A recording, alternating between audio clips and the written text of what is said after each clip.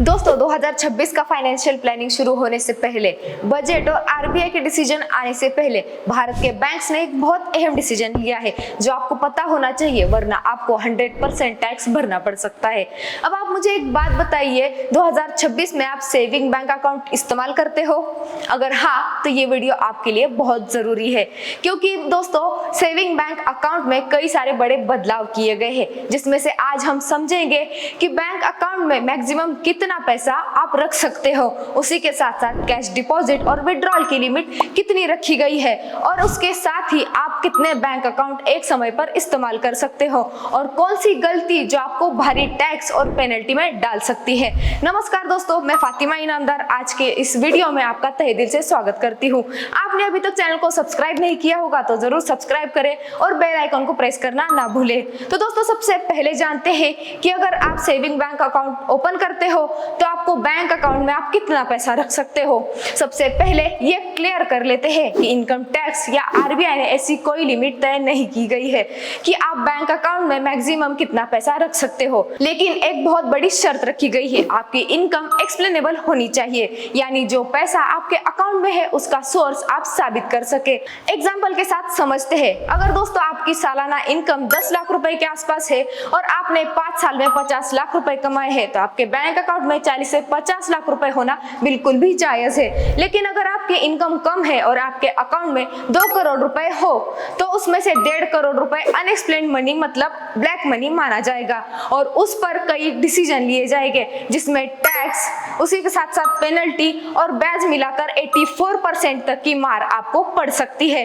तो दोस्तों अगला सेकंड पॉइंट का डिसीजन अगर हम देखें तो सेविंग अकाउंट में कैश डिपॉजिट और विड्रॉल की लिमिट क्या रखी गई है, इस पर हम डिटेल जानकारी लेते हैं। अब बात करते हैं सबसे कॉमन सवाल की, कैश डिपॉजिट लिमिट के बारे में। एक फाइनेंशियल ईयर में आप 10 लाख रुपए तक कैश जमा कर सकते हो। अगर यह सीमा पार होती है तो बैंक उसे इनकम टैक्स डिपार्टमेंट को एसएफटी मतलब सिग्निफिकेंट फाइनेंशियल ट्रांजैक्शन के रूप में रिपोर्ट कर देगा।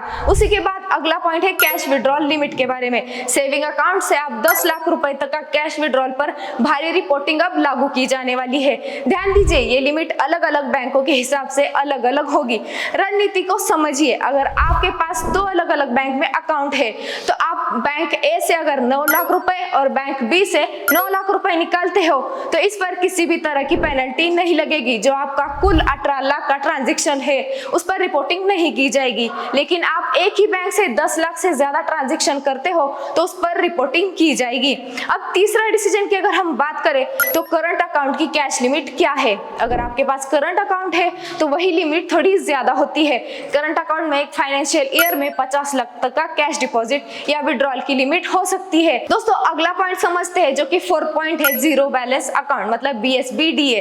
अप्रैल 2026 से नया बदलाव आने वाला है। बीएसबीडीए यानी basic saving bank deposit account में मिनिमम बैलेंस की कोई भी टेंशन नहीं है, लेकिन डेबिट कार्ड, नेट बैंकिंग, उसी के साथ साथ यूपीआई सब कुछ इसमें आपको अवेलेबल होगा। लेकिन शर्त यह है कि एक व्यक्ति सिर्फ एक ही बीएसबीडीए अकाउंट रख सकता है।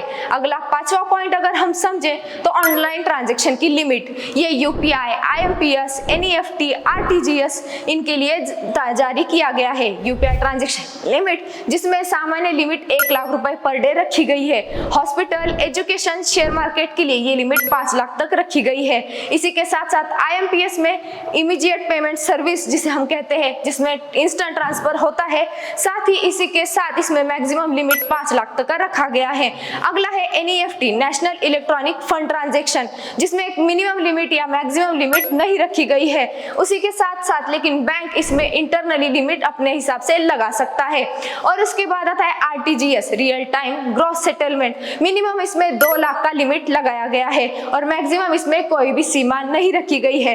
अब 6 पॉइंट की अगर हम बात करें तो कैश विड्रॉल पर टीडीएस के नियम लगाए गए हैं, जिसमें बहुत जरूरी पॉइंट है, अगर आप आईटीआर फाइल करते हैं तो जिसमें आपके 1 करोड़ रुपए से ज्यादा के कैश विड्रॉल पर 2% का टीडीएस लगेगा। अगर आप आईटीआर फाइल नहीं करते हो तो 20 लाख से 1 करोड़ रुपए के अमाउंट पर आपको 2% तक का TDS लग सकता है। इसी के साथ साथ 1 करोड़ या उससे ज्यादा के अमाउंट पर आपको 5% का TDS लगेगा।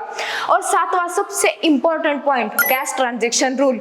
इसमें बिल्कुल भी गलती मत करना वरना आपको भारी पड़ सकता है। कुछ कैश रूल के ऐसे बनाए गए हैं जहां गलती करने पर आपको 100% तक की पेनल्टी लग सकती है। जैसे कि कैश सेल, एक दिन में आप मिनिमम 2 लाख से ज्यादा कैश सेल नहीं कर सकते, इसके लिए पूरी तरह से मना किया गया है।